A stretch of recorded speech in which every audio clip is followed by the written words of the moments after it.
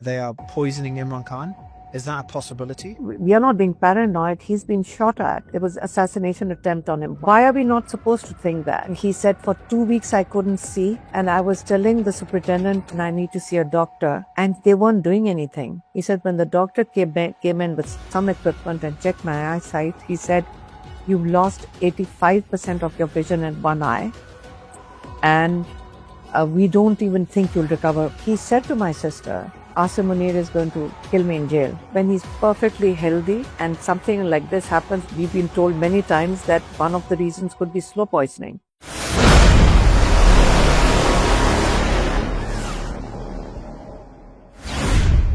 I spoke, as you know, a few weeks ago with Imran Khan's doctor for many decades, and to discuss what the eye infection with Dr. Asim, and we discussed what the eye infection could be, and it was essential retinal vein occlusion, sometimes it's called an eye stroke, and if it's not treated, it could lead to blurred vision and even in extreme cases, complete or partial vision loss. Do we know anything more about Imran Khan's condition? It's been a very traumatic couple of weeks since when actually he's our lawyer, but when we went Supreme Court, the Supreme Court Chief Justice appointed Salman Safdar, our lawyer, to represent the court and go to jail and bring back a complete report. But remember, the case in Supreme Court was something that was filed 2.5 years ago for the other jail. So the Supreme Court Chief Justice said that since I'm now looking at all the petitions filed over the past, 2 years, so he collectively was hearing about 13 petitions. And one of them was for Attak jail, he was incarcerated in Attak jail for about 1 month, about 5-6 weeks in August in 2023.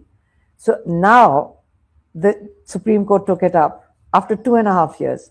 So in order to close the case, the judge asked our lawyer, Salman Safdar, to actually represent the court and go to jail and bring a complete investigative report.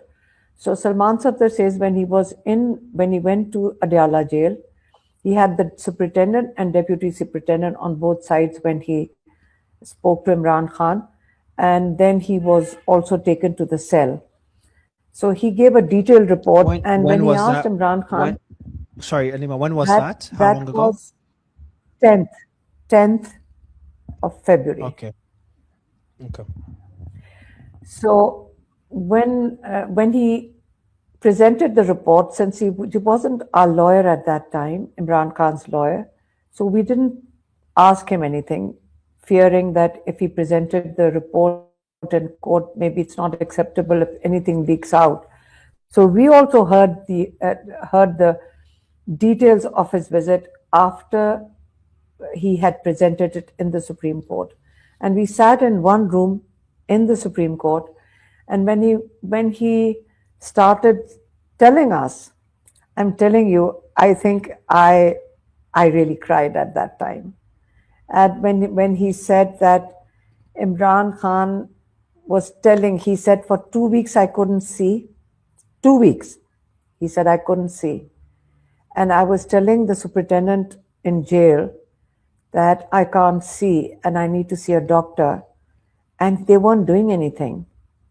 And then he also told Salman Safdar that to go and ask Salman Raja. There's another Salman Raja who's the Secretary General of the party, but he's also a lawyer. So he said, tell Salman Raja to file a criminal negligence case against the superintendent jail, who would not show me to a doctor when I kept telling him I cannot see. There's a big difference between by saying that you have an eye infection like I do right now, and to say that I can't see. And that superintendent was removed from his position in the middle of January. But the fact remains that he's not the only one watching Imran Khan. There are maybe 20 or 30 cameras that are monitoring him. Again, Imran Khan reported that when the doctor came in, you would have lost the rest of your eyesight. They took him to the hospital. The family was not informed. The lawyers were not informed. And that is not allowed. That's according to jail rules. The family has to be informed. The law says that the family has to be informed. But they brought him in total secrecy. We didn't believe it had happened for days because we thought, I remember. there's so many rumors that come out, so many rumors that come out. And then we get information, like we get a lot of information. People tell us that he's fine, that when he came into hospital, he was joking with the doctors. He was talking about who's responsible for what's happening to him. So that's Imran Khan, fine. But the actual details, when he mentioned it, that after they'd given him an injection, and between the time that they gave him an injection and the time when Salman Safdar was speaking to him in jail on the 10th of February, he says that they came to check me up again. And now this is Imran Khan narrating it, what the doctor said to him. He said, when the doctor came in with some equipment and checked my eyesight, he said, you've lost 85% of your vision in one eye. And we don't even think you can recover it. That's a few days before Salman Safdar went in. And Imran Khan, Salman Safdar says, he put one hand on his, like the eye which has got vision, and said, Salman, I can't see you. I can't see you properly. So why would he not be worried about his eyesight? And then we are getting calls from doctors from all around the world. People have been sending information because they said that it could be blood pressure, it could be sugar that causes such a clot. But Imran Khan doesn't have sugar, he doesn't have diabetes, he doesn't have high blood pressure.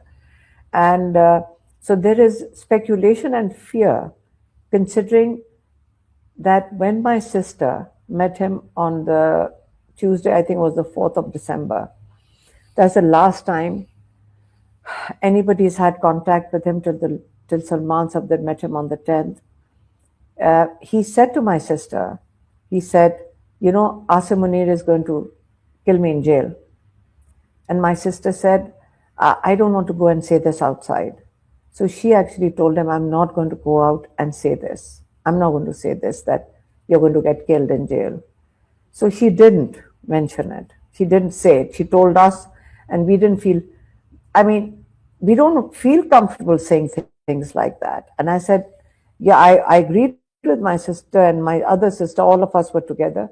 And we agreed. He says, no, don't talk about this. We don't want to say these things, that he's going to be killed in jail. So, and sure enough, when we see these things happening to him, when he's perfectly healthy, and something like this happens, and a lot of doctors have sort of sent us information, it could be, we've been told many times that one of the reasons could be slow poisoning. So all we asked for was that he should be examined in a reputable hospital by specialists, and in the presence of his personal doctor, because the personal doctor has to be present, because they are the ones who have his medical history if required. That's a given. It happens for all of us, that when we need to go to a specialist, our personal doctor is going to be the one who has our medical records. So, and in the presence of the family. Now that is, it's law. This is what the law agrees to. Law says that the family should be informed if you're doing a procedure. But the law, as we're seeing now over the last few months and years, that the law doesn't really matter when it comes to the military establishment. They're doing what they want, completely dismissing what's legal and what's not legal. But what else can we do? We can at least quote the law. At least what we're asking for is a legal requirement, or at least what we ask for. A human rights requirement. What else can we do but to ask for what is our right? We have to ask for what's legally ours. We are always asking for, we are not asking for anything unlawful or extra preferential, although he deserves extra preferential. Because all the politicians, if they're taken ill, they all are taken to hospital. All the other politicians and other people and other prisoners are taken to hospital if required, and family members are informed, except us. He's taken in the middle of the night. And now there's another injection coming up. And we are now filing an application that family and his personal doctor should be present, and even his lawyer should be present. That's the minimum demand. If they have nothing to hide, if they have absolutely nothing to hide, why would they not allow his personal doctor, his family member? And they made such a fuss about holding negotiations when people were like protesting. The Minister for Interior, Mohsen Naqvi, he did a conference call with the PTI leaders, and he said, I guarantee you, they use the word because there's one person communicating the information to me. And he said, I said, we don't trust them. And he said, no, he's guaranteed that Imran Khan will be treated in the hospital we are demanding, which is the Shifa International in Islamabad. And there will be a family member present, and there will be his personal doctor present. So first they started by saying, oh, we gave my sister's name, Dr. Uzma, and the personal doctors. They said, oh, we'll take one doctor, personal doctor, and we will not accept any of the sisters to be there. We said, okay, fine. Our cousin, Dr. Nashirram Barki, he's visiting from USA. We gave his name. They rejected his name as well. They said, we'll decide who from your family can come. Like a person who's not a doctor. What are they trying to hide in your opinion, Alima? Yeah, that's. But I'm asking you, what do you think it is? The thing that our reaction was. You said why Imran Khan are you is reacting losing to the doctors? Yeah, Imran Khan is losing his vision. You said he's 85% blind. Last report we got. We don't know why. He doesn't have diabetes. His blood sugar is relatively stable. He's healthy in that regard. So, and just before this happened, in the last meeting with your sister, who I've had on the show, I think it's Noreen who was there last. In that meeting, he said to her that Dr. Uzma, sorry, Dr. Uzma was the last person to see him, not Noreen. He said to Dr. Uzma that Asim Munir will kill him in jail. You decided not to share that information publicly, but then weeks afterwards, we know that he's going blind and we don't know why, what the cause, and he's not getting proper medical treatment or any independent analysis by someone that you could trust. Why do you think that is, Alima, if you want to put the practical hat on? Well, the amount, I don't know, because when the political people were talking to on a conference call with Mohsen Naqvi, who runs everything in Pakistan at the moment, that's what they say. They said he's given a guarantee. The word used was guarantee that he will be taken to Shifa International, and a family member and his personal doctor will be present.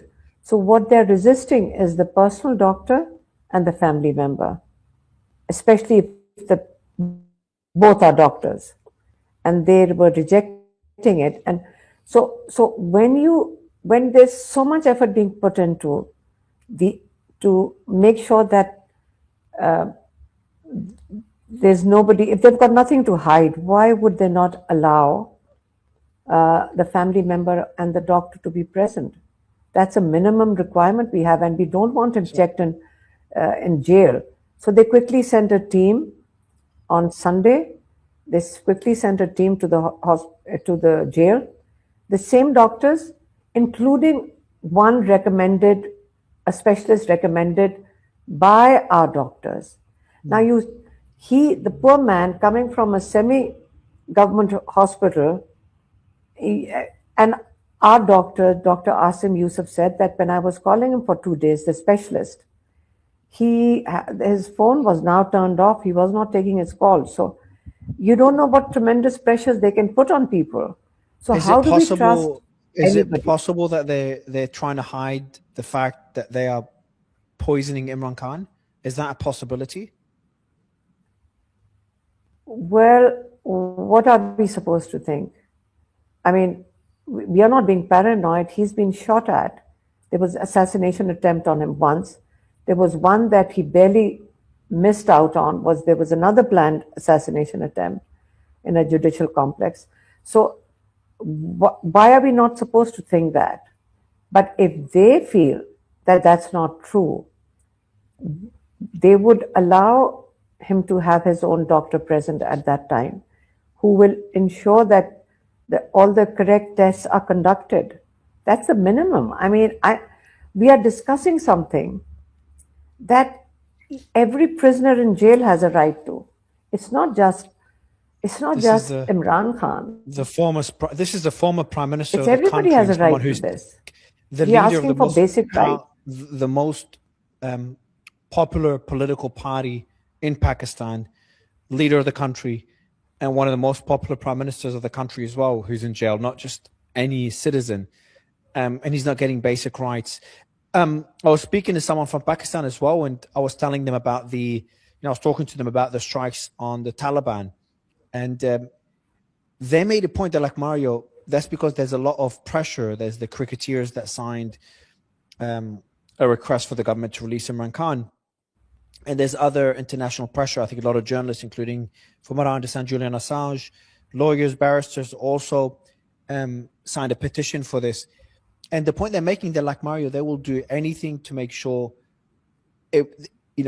Imran Khan remains in jail and there's no protests like we saw years ago. And that includes a distraction like strikes in Afghanistan, which gets everyone else distracted away from Imran Khan and rallying around the flag. Is that a possibility, or you think those strikes are completely unrelated? Because they came as a surprise for us in the international world, where out of nowhere, these strikes on the Taliban. We don't know why they are. Is it the strikes in Afghanistan? Well, some people who are analyzing the strikes was maybe because Asim Munir and Shahbaz Sharif are in USA. Maybe that's the reason they need to. That happens. But the point is that maybe they feel more confident because President Trump said that he's a great man. Yeah. I don't. My concern, Alima, is don't understand why they see. Yeah, we don't see what greatness they see in them. We've been doing these interviews for many months, and it's just sad to see what's happening.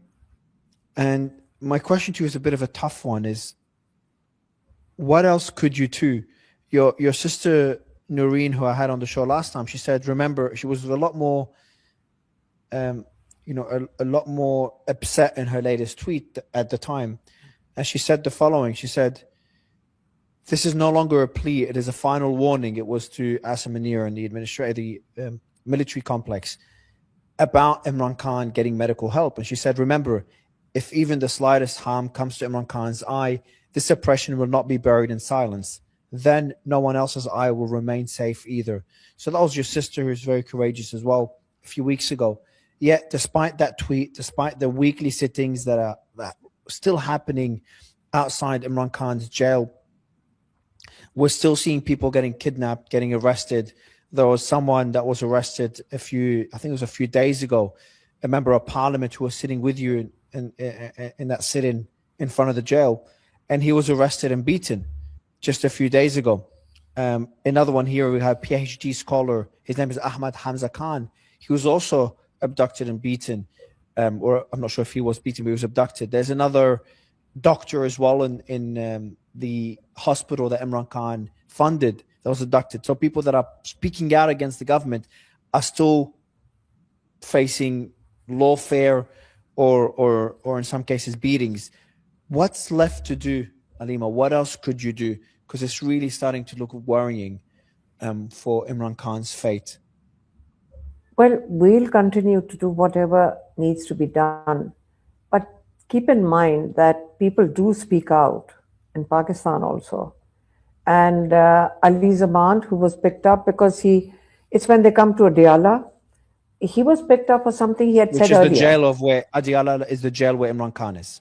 Adyala jail is where there are thousands of people who turn up on a Tuesday. So they sort of they are hunting them down, but when they're leaving, these plainclothes come and pick them up. Basically, they are trying to create fear amongst other people that listen, this is what they wanted to be visible. It's a typical. It's like a it's like a dictator's most probably handbook that you, or a mafia's handbook, that you make public, you publicly harass people, and you make a show of it so that it creates fear amongst everybody else.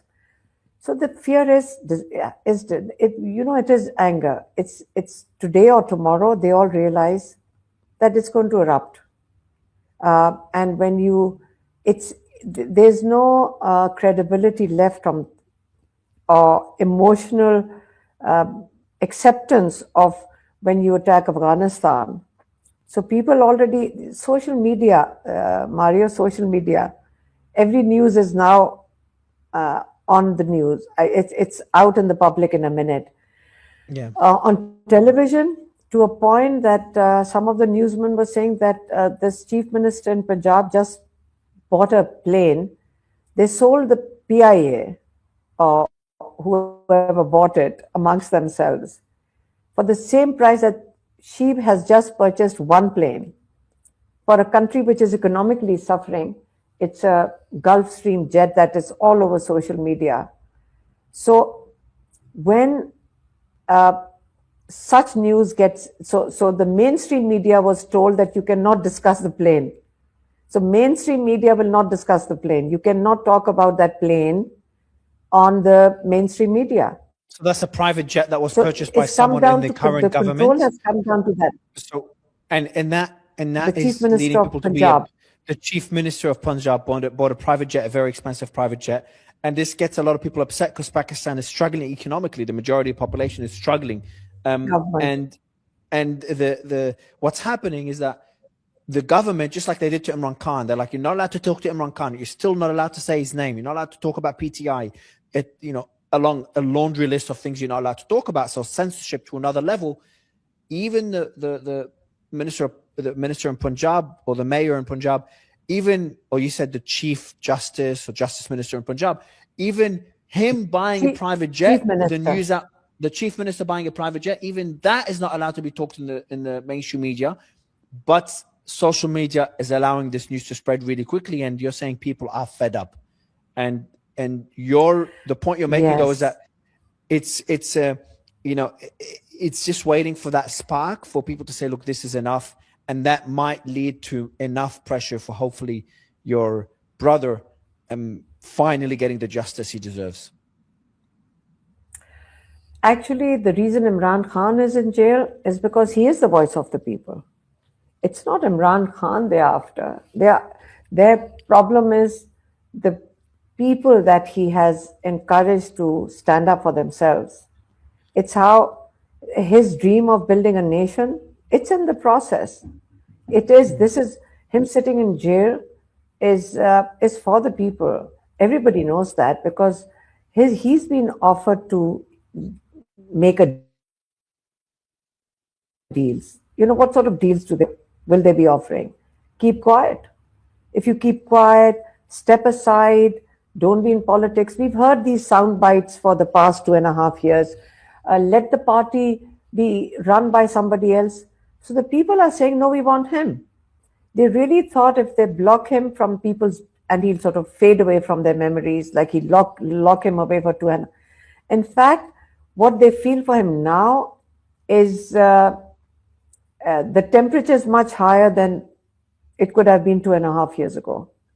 It's incredible. People, when they cry, when they meet us, they are crying, they pray for him. But it's also anger. Remember, there's a younger generation, and there are multiple things that are developing within the country. So we will fight for his health. We will continue to pursue every forum, the courts. That's not going to stop. But what's going to happen in Pakistan is going to happen. It's only a matter of time. It could be, I don't know, year, few months, but it's going to happen. And if you bomb Afghanistan, there's going to be retaliation, right? You just bombed Afghanistan. So that's going to lead to them. They don't have the sophisticated equipment available to Pakistan. So most probably KP is bracing. The Imran Khan's government, the province which has Imran Khan's government, I was reading today that they're bracing for attacks from Afghanistan now, because it's his province that borders Afghanistan. And there've been even bombings on our own people. So it's not heading towards, people are not expecting good things in the near future. Alima, it's always a pleasure to speak to you. Thank you for continuing this fight, and I hope the world keeps watching and does not forget about Imran Khan, despite the distractions that we're facing, from the Iran potential war to the Epstein files. So I hope people continue, and I hope Asim Munir and his administration, have a change of heart.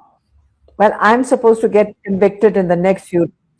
Yeah, but I'm also supposed to be convicted in the next few days. So I hope you continue. No, that is happening. Everybody's expecting it. It's just that the case is, I'm under trial for bringing Imran Khan's message on the 22nd of November. That's the case. What are the charges? I gave it to. Does that include prison time? Most probably 5 years. So I'm not going to hiding. So that means that they'll have to arrest me. But the charge is that I brought Imran Khan's message to the media. But Imran Khan had given the message for a peaceful protest for the rule of law to the media inside the jail trial. He'd already given the message. But then he gives us the message and we brought it out to the media. And that's the charge, for bringing out the message as a result, which they say resulted in I don't know what consequences. But when do you think, when is the ruling? Hold on, Anima. When is the ruling happening? Our lawyer was saying it's only 3 witnesses left. So sometimes they sort of they don't allow it to. They'll decide. They can do it this month if we can avoid it and drag the case. Our lawyers will be trying to drag it a little more, a couple of more days, but most probably within this month or maybe beginning of March. Do you think they are already announcing the sentences by that tout? The government's tout anchors are already announcing it. And I did ask the judge. I said, I told the judge, I said, in earlier times, if a sub judice case which is under trial, you cannot discuss publicly. And these are these anchors discussing it publicly and saying that she's going to be convicted for 5 years, 5 to 6 years. And it's going to happen within the next 10 days. I said, aren't you supposed to issue a contempt of court notice on this man and haul him into court? It can't happen anymore. The judge said, no, I can't.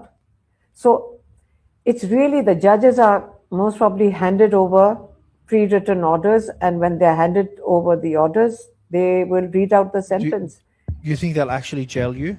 Like if yes, would yes. You say aren't you scared? No.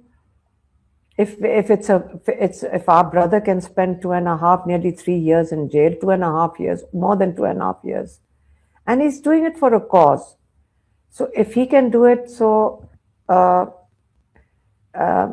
think it's better to be on the right side of history at a time like this. We'll support him. It's okay. Well, I'll be the first person to be my speaking other to your two sisters. sisters are here. So I told I'll be speaking to them immediately if that happens. The world needs to know if that happens. But I said my other two sisters are still standing, and then we've got backup family. Any of them are go to jail, then we've got more backup family ready for this. It's okay. Did you speak to Shersha and your other son about this? Yeah, they are expecting it. I mean, it's already expected. Yeah, it's people know that it's going to happen, and that they're announcing it on television. The political the opposition party saying, "Oh, she's going to go to jail very soon." Then the If they make anchors you, announce, "Oh." if Alima, if they made you an offer, I know it's a tricky question to ask in a live interview, but if they made you an offer to stop speaking about this and avoid a jail sentence, would you accept the offer? I think they still want me in jail. But I did make an offer, by the way. I made an offer, public offer, to Asim Munir, and I said, I promise only myself, I'm only can commit for myself. I said, I make a commitment that I will not take Imran Khan's name. No, sorry, I will not take Asim Asim Munir. Munir's name. I will not take your name if he can please be taken to hospital where his full examination can be conducted and he can be treated. You mean when you say I, take I Asim Munir's name, you mean you won't mention his name anymore? You would not criticize him directly. If your brother is taken to hospital, would you also accept not to talk about Asim Munir if you avoid a jail sentence? no. It's only for my brother's treatment, and even if we see our brother and he says say this, I will refuse to say it, and I'll say I'm not the one who's going to take the name, provided he's given the treatment. If he's if he this is because if that's the issue, we are always being told that is because of if you say anything against Asim Munir, this is all a punishment for that. We are saying I will not take his name. I'm making my own commitment, provided he's given treatment in hospital, which is his legal right. If he's given treatment, examined, uh, he's tested, all his tests are conducted in a proper hospital, in the presence of his personal doctor and the presence of a family member. That's a single, only demand right now. We just want his eye to be saved and his other eye to be saved as well. That's it. That's all we want. Well, you should also want you not going to jail, Alima. It's we've spoken so many times. It's going to be a tough one for me. Uh, You have my, my my word. my other sisters are going to be no. We I'll be like speaking to them. it's like we have. It's okay. The point is, there's nothing. I'm not going to hide because they most probably expect that a lot of people have gone into hiding. So what they say, go into hiding, don't speak up, and we won't arrest you. So they're handing out 10-year, 15-year, 20-year sentences to people randomly. I mean, if you speak up, then if you're too vocal, then you get convicted. But it's not sustainable, Mario. It's not going to.